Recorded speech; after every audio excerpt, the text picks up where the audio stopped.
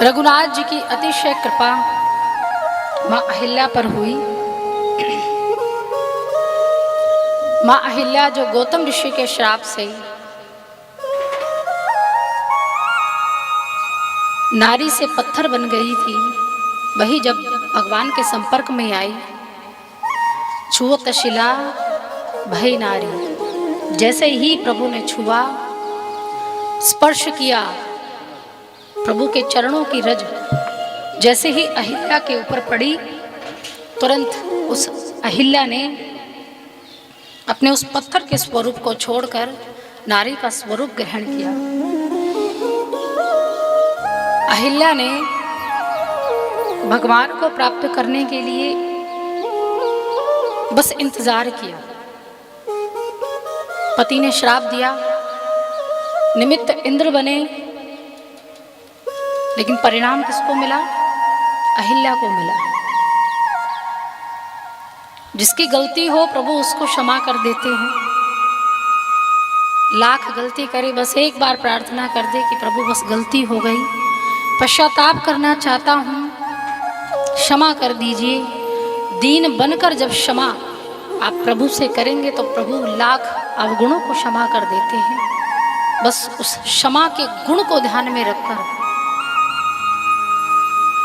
उस पर अपनी कृपा दृष्टि डाल देते हैं। जहाँ हम में और ईश्वर में, भगवान में ये अंतर है।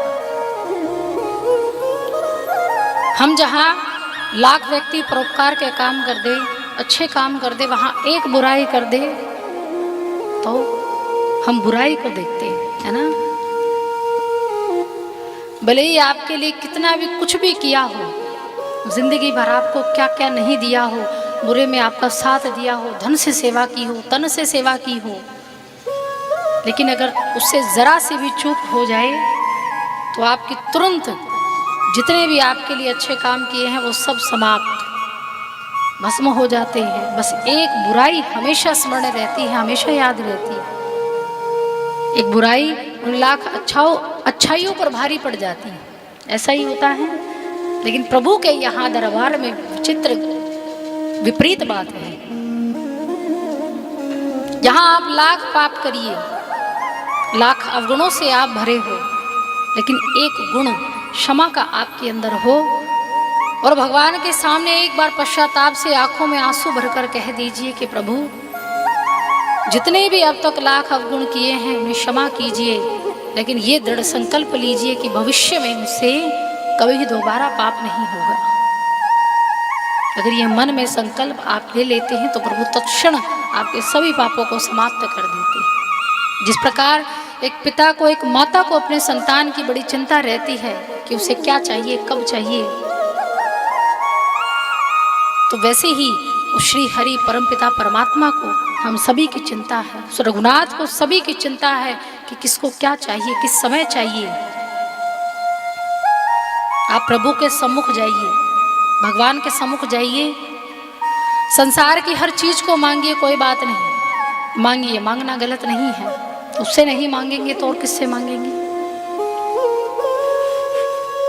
संसार की हर वस्तु मांगिए, रोइए, गिड़गिड़ाइए, संतान मांगिए, धन मांगिए, बंगला मांगिए, गाड़ी मांगिए, जो मांगना है मांग लीजिए, लेकिन एक बात और साथ साथ कहिए।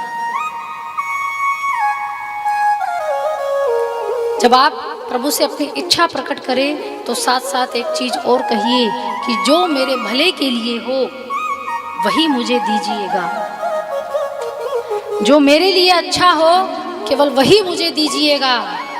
अगर मैं मांगू भी तो तब भी मत देना अगर वो मेरे भले के लिए ना हो।